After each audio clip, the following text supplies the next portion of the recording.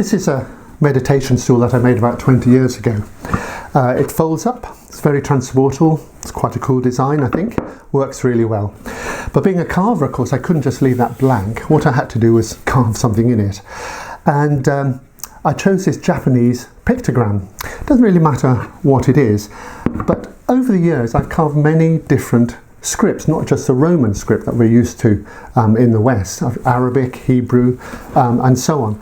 And I thought I would like to show you, let me just move this out of the way, show you how this might work. So I've got two more meditation stools. There's one here. And this has a Tibetan character. See, it's quite different from anything we've got in the West. It's an Om sign, very important, Om in the Tibetan tradition. It's got curves and straight bits and so on. And over here I've got another stool with the same symbol, Om, but this one is in the Devanagari Sanskrit sort of tradition for yoga practitioners. So it's the same actual symbol, and you can see certain similarities, but of course a different script. And there are many other ways of writing this character. So what I want to show you in this project, besides how to make this meditation stool, which is very straightforward to make, is how it doesn't really matter what these scripts are, the way we carve them will be similar.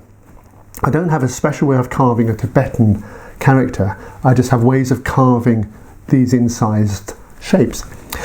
Some shapes are better than others to carve. Ones that are done with brushes and pens, a little trickier, you tend to use more tools. But essentially these two, this way of working, once you've got an idea of how the process, you can really carve any script you like. Anyway, let's start at the beginning with the meditation stool.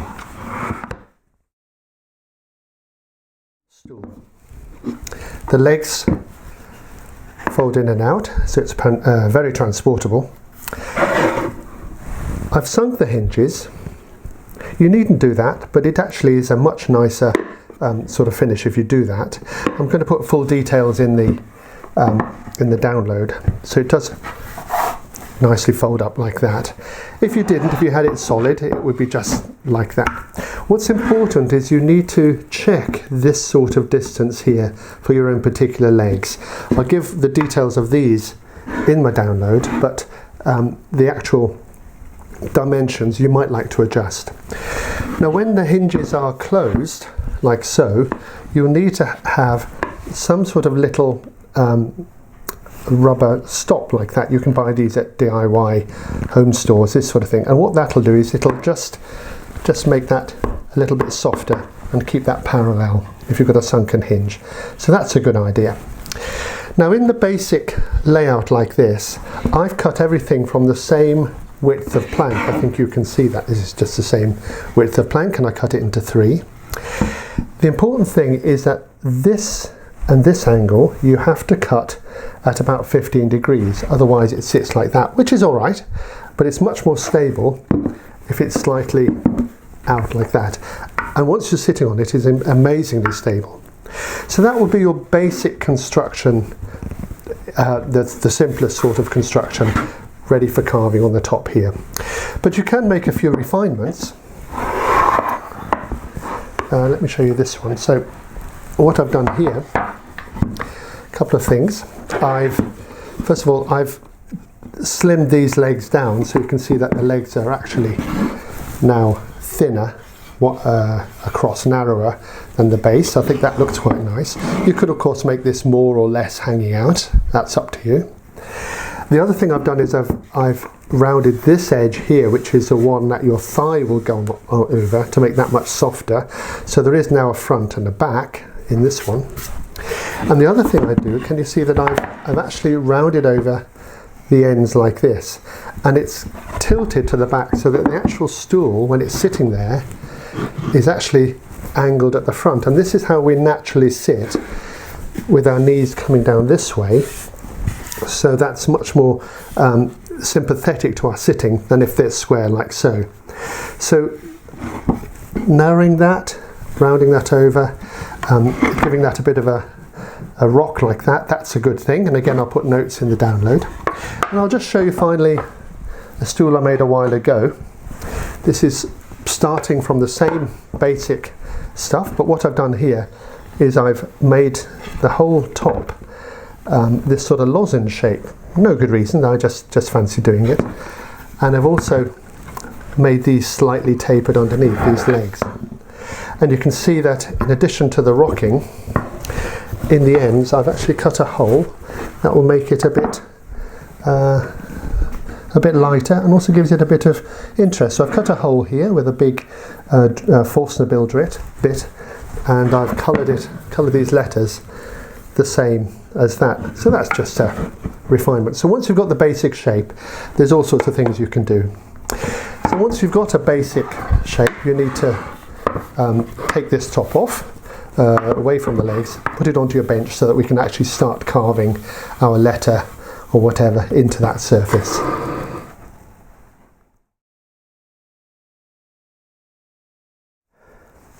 I've stuck my character down onto the board, and I've used label, printed label, which just sits down, and I've rubbed that nice and flat with a spoon. So that's how I've got the drawing on there. Let's just talk about the orientation a moment. This is the front of this stool, so this is the way you will actually see the character. So it's important to put it this way up, and not so that when you approach the stool it's upside down.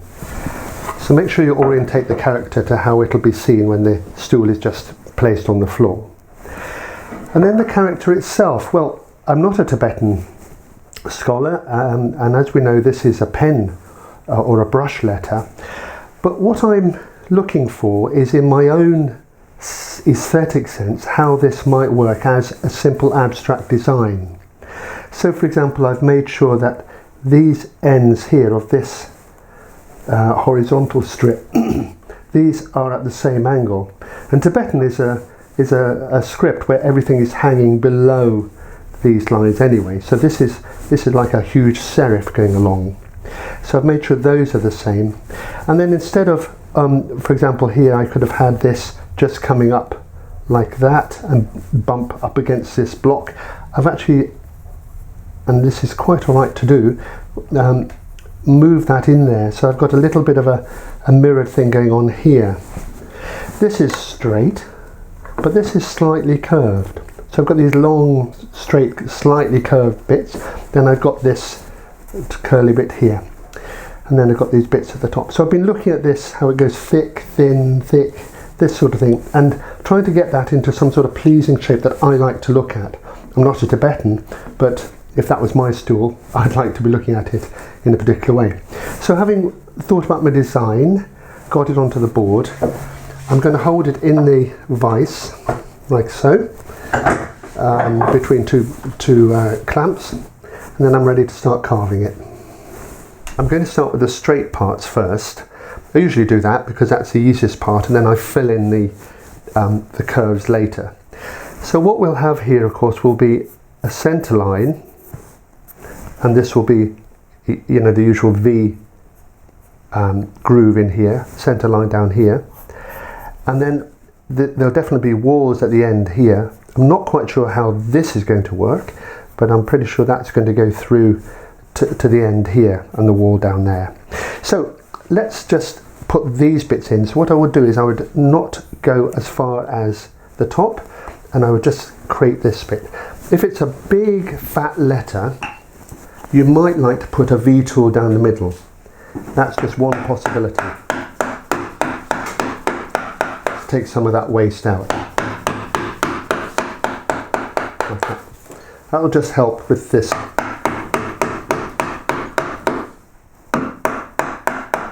Starting off. So you could take some like that, or you could just go straight in with a chisel and put that centre line down here.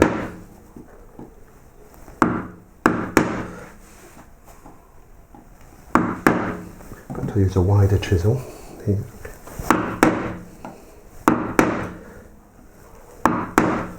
And then angle cut.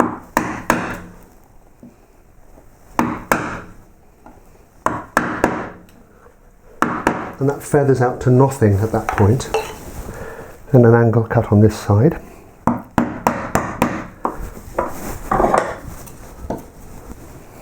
Trying to meet that down the middle.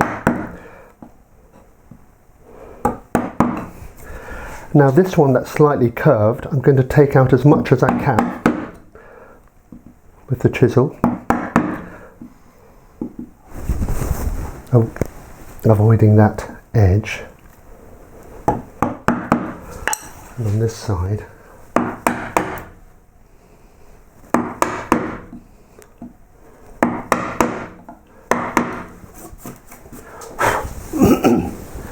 and then I can clean this up.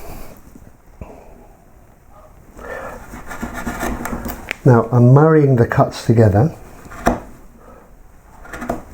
and I'm making a bit of a slice here to come down like that. And on this side, so this is a straight one.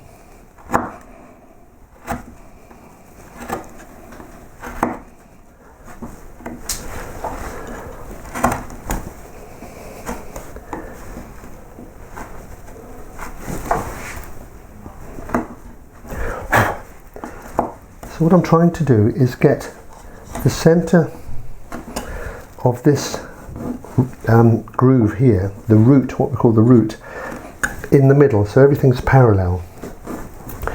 Now on this one, a slightly different technique. Because it's curved, I can treat my chisel, and I might even pick a smaller one here, a narrow one. I can treat it as a gouge, and I can start pushing that like this. Because this is a shallow curve, I can push it with my thumb like so, marrying each cut.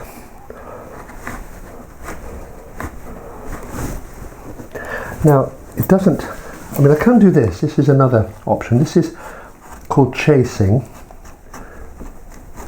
but I tend to do like this because you've got a slice cut here and not more of a sort of square cut.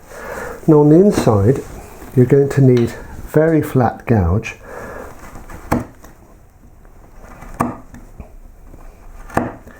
and just merge those cuts together.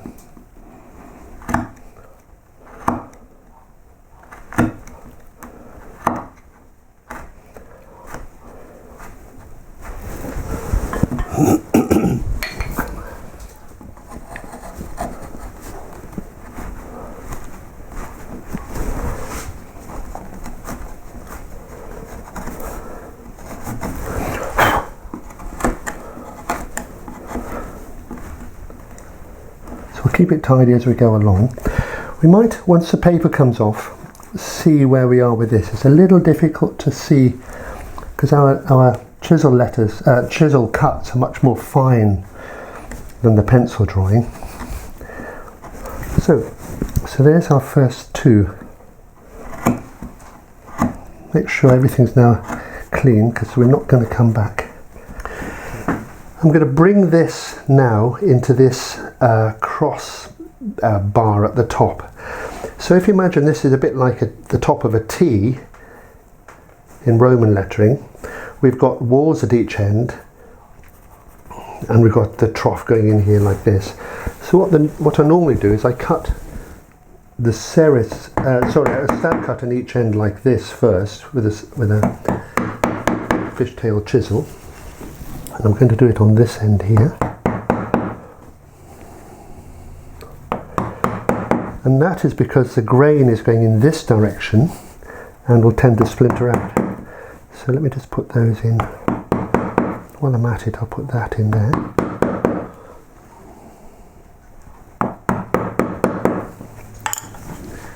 And I'm also definitely going to need some sort of stop cut in there.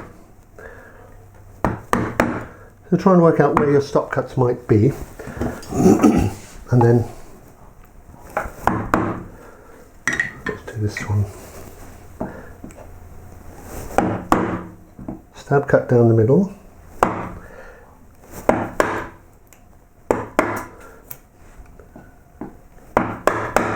Same angle.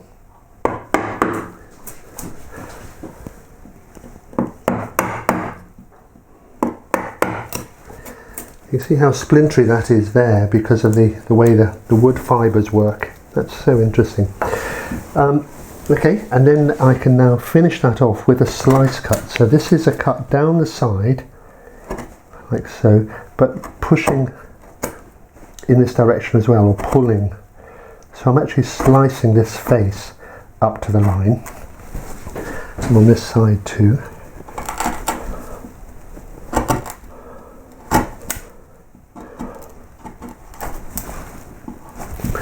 And then here's the end wall.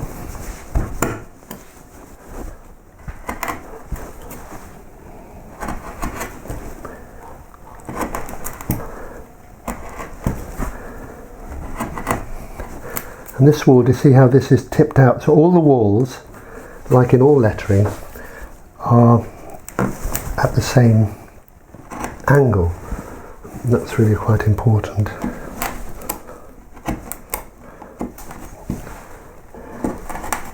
It's quite a deep bit of lettering because it's so big, but it wouldn't matter what the size was.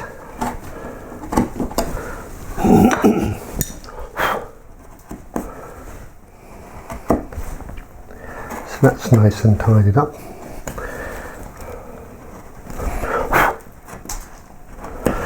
So this would now come, we'd bring this in. So this would, now we've got that, we can bring that straight through like this. I'll probably change that to something.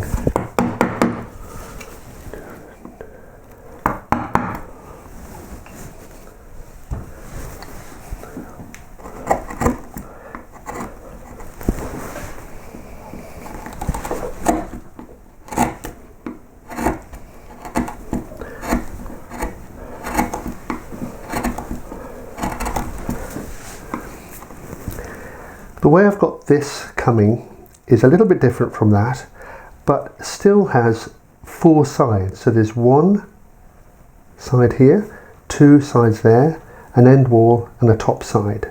So it's the same as that, only slightly angled. So let's take some of that waste away to begin with. And I would work my way up here a little bit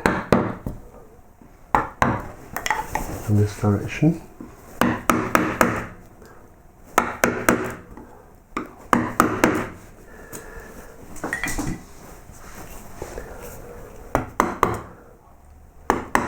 Into that top here, and there's the end. So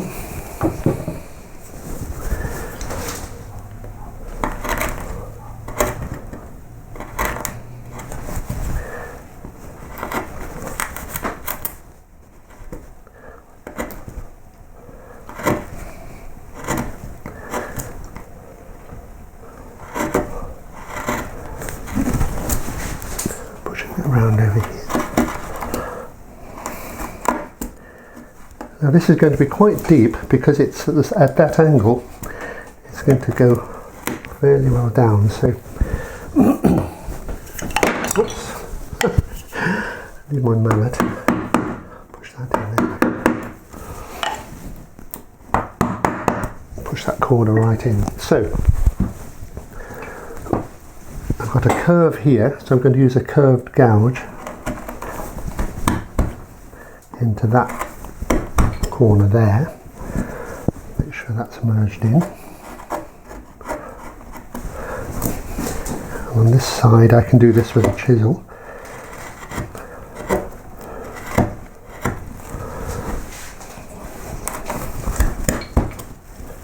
Here's that end wall coming in here. Now at some point, of course, I'm going to run out of angle on my chisel, so I'm going to have to switch to a skew chisel. This is quite a fishtaily sort, but it doesn't really matter what you've got. And start pushing that down into there. And if all these angles are consistent, then that will naturally be a certain depth. Pretty much coming to a point. I think you can see that happening down there.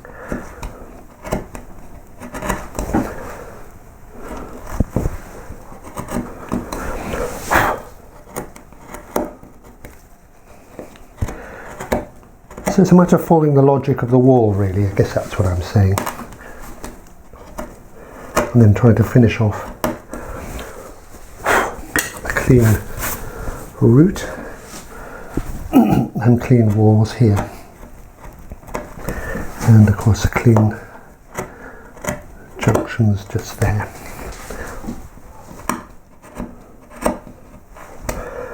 So that's all coming to a point.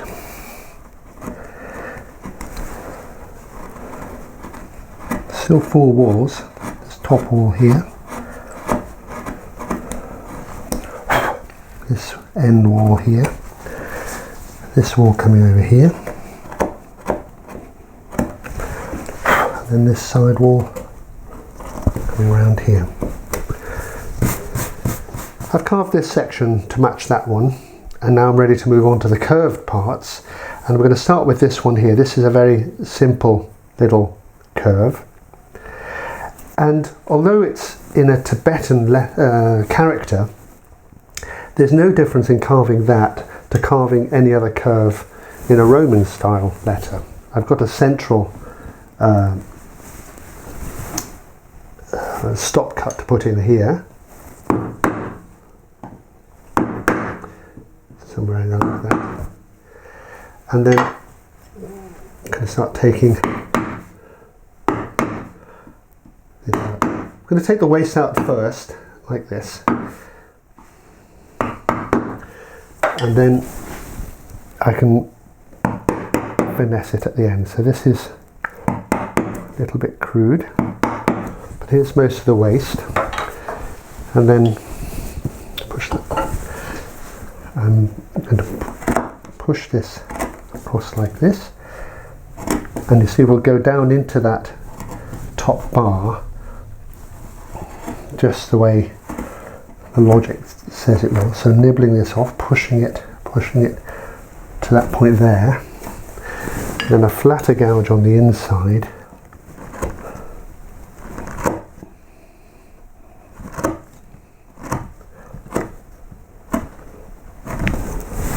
like so. So that creates our inside letter. If I'm not happy with that curve, I can do what I did before, is to take a chisel and just sweep it around like this. These slow curves are quite tricky because they don't make gouges really flat enough, but a chisel like this is in fact the way, if you think about it, a very flat gouge. So that would be that sort of thing. So these sort of elements, we can do those, and then we can come on to the other bits.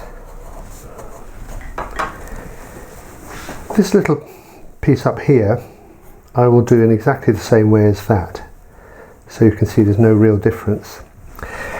Now this big curve, it has a centre stop cut, of course, down here, and this, if you like, is a bit like a letter D from your where you're looking from, or this bit is a little bit like a letter C. So these curves are no real difference, and what we have to do is, just as before, find a gouge, put in our stop cut in the middle, and as long as that's in the waist, it doesn't have to be too accurate. Stab that in. It's getting flatter, so I'm going to change to a flatter gouge here.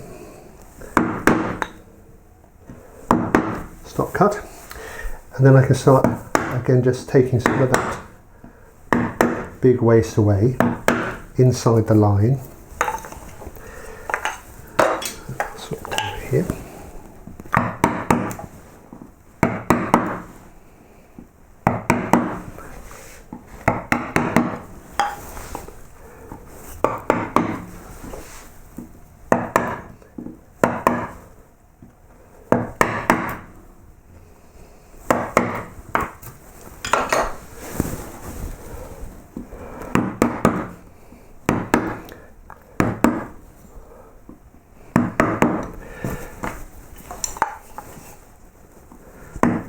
So I've probably taken 2/3 of the wood away there with the mallet, and I can start working now by by hand. So what I'm going to do is push this tool in and then push it along like this. So each cut, and this is pretty hard wood, is marrying into the next.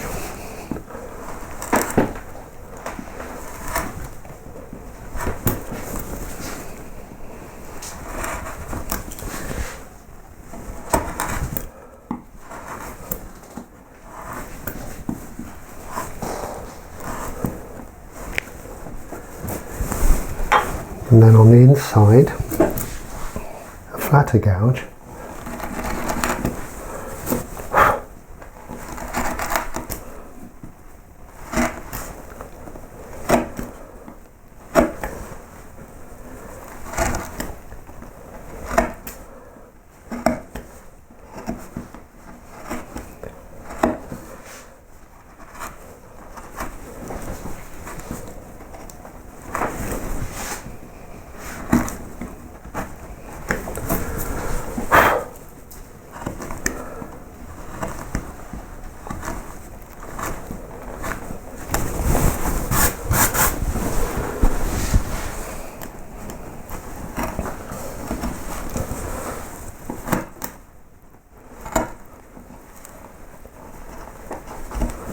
Pushing with my thumb like this, back to this one.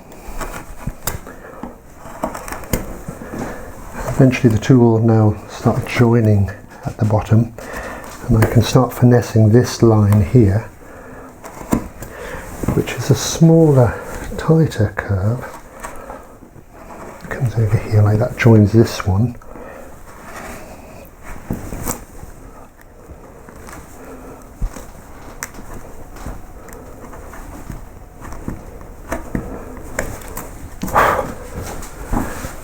I'm going to get in the way of the camera a bit here, but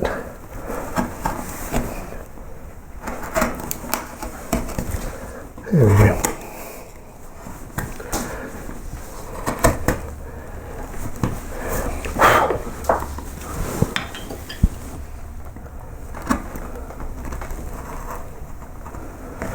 So what I'm looking at, what's really important, is I'm trying to get this root down the bottom clean, but I'm also paying attention to this line as best I can, with that proviso again that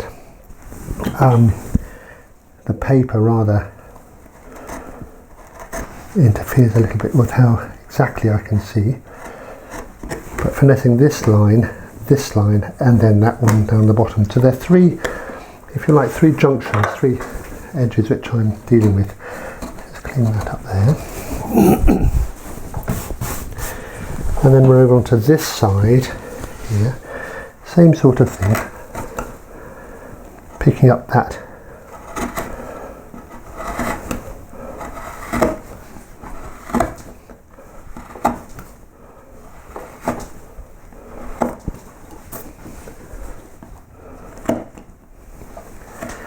this part of the letter is quite flat along here, so I'm just going to merge that into that curve.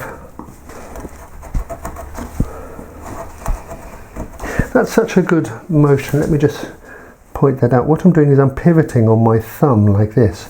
You need a nice fat thumb, and pushing that corner, so it's like a little knife right down into the corner.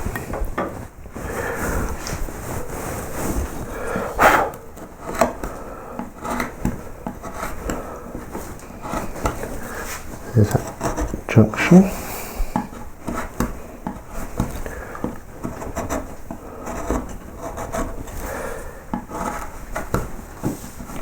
And then spine a little bit round here.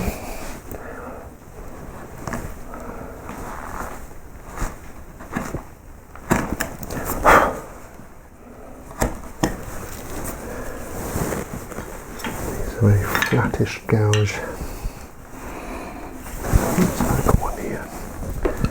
There you go, this is a flatter gouge.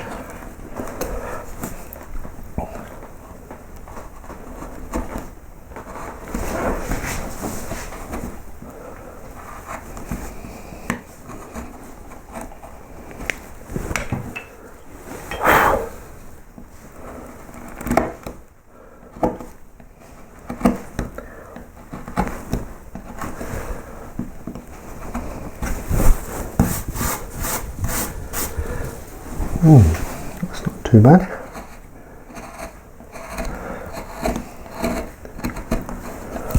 Final little checking of junctions. So what we're after, in this case particularly, is a flowing line that just, like a pen.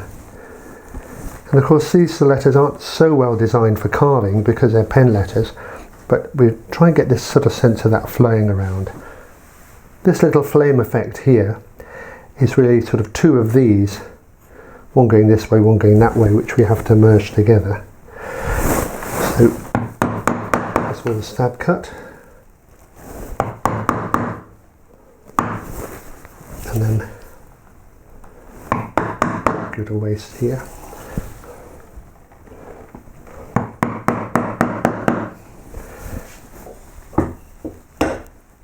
And then on to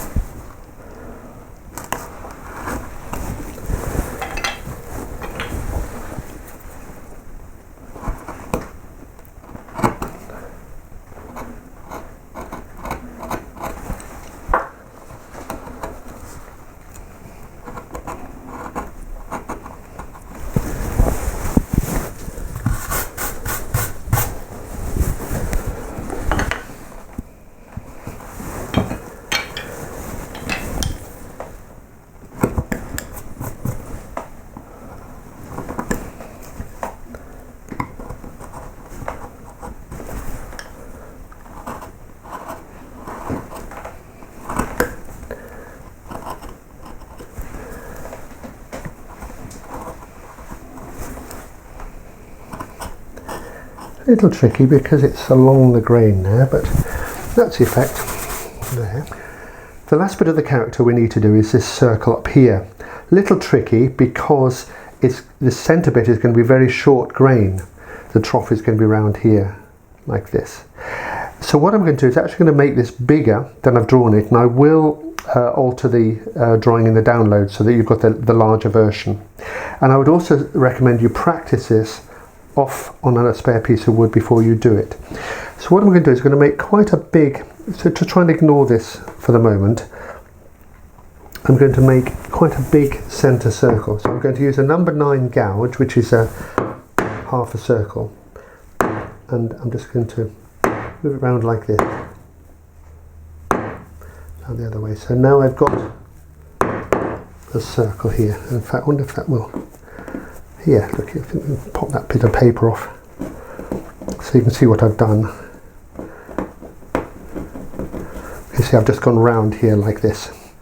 So I haven't gone too deep, and I haven't gone in like this. I've kept this fairly upright in this way.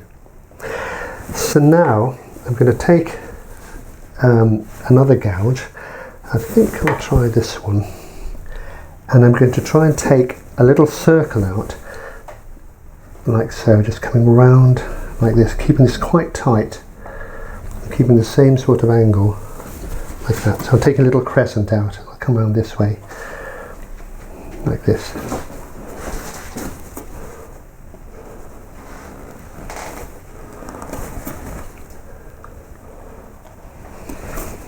Then I'm going to go back and set this in a little bit deeper.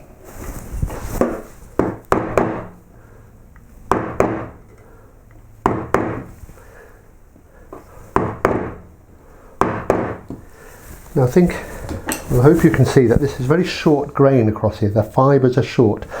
So one thing I mustn't do at any point is actually lever like this. So I'm going to try another shape gouge. No, let's stick to this one.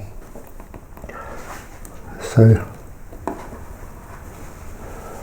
round again, and as I come round, I'm getting myself a nice edge.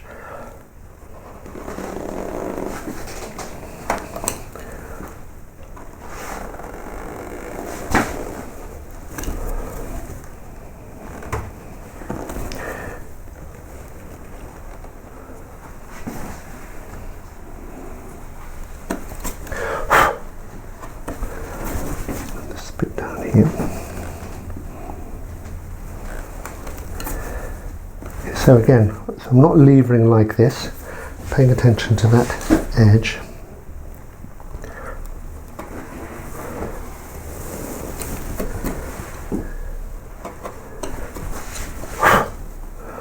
That's how I would do this. So I don't have two sloping walls, I just really have one sloping wall and a vertical. So what I'm going to do now is take the paper off, and then I can see exactly what I've got and how that edge is looking on the actual wood.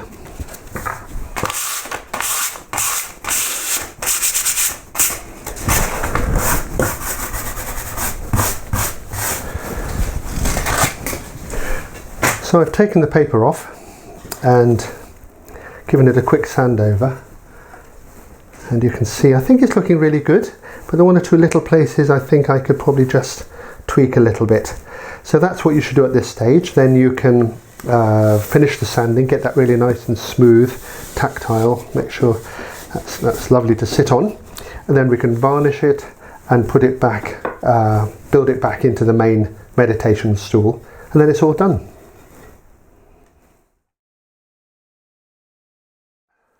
I'm going to use an artist's acrylic Prussian blue colour in here.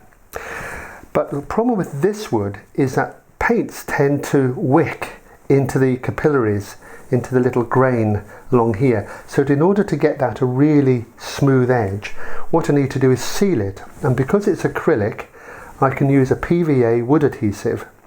So what I'm going to do is, before I put the paint on, is just add some of this in here like this.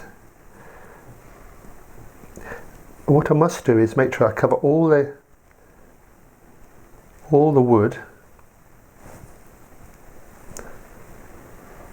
and I let it go over the edge. You see, so right up to the edge and over. It doesn't matter if I go onto the wood too much because I'm going to sand it, but there you go, sort of something like that. Work all my way around, put this sealant in here.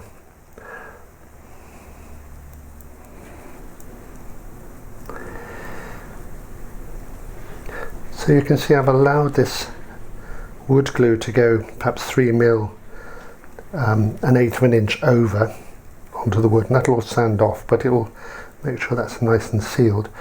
And also make sure this is thin, you don't any sort of big globs in there.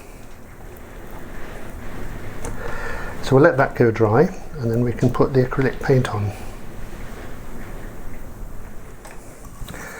So now this is completely dry, I can put on my blue paint.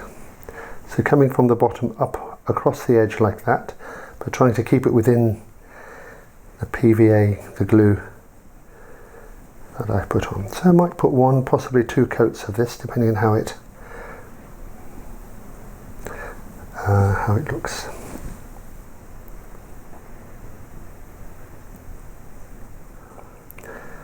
So making sure it goes right up to the edge. And I'll let that go dry, then I'll look for a second coat, because sometimes it contracts and you can still see little points of wood, so I might put a second coat on. And okay, let that one go dry. When all this is dry, I'm going to take a grit. This is 120 because this is quite coarse wood. I'm going to just remove all the excess.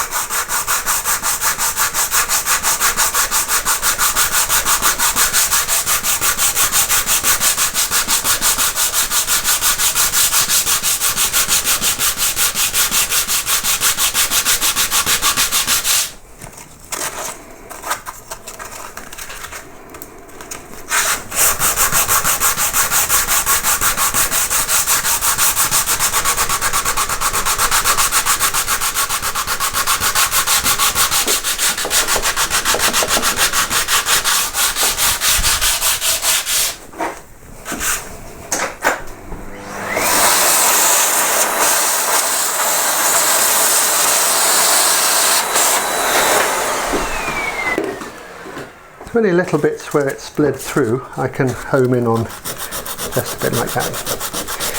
So when this is all nicely finished, I'll switch to perhaps a finer grit, 180, something like that.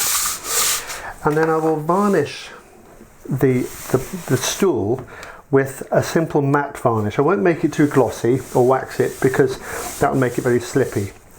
But that's what I'll do to finish off.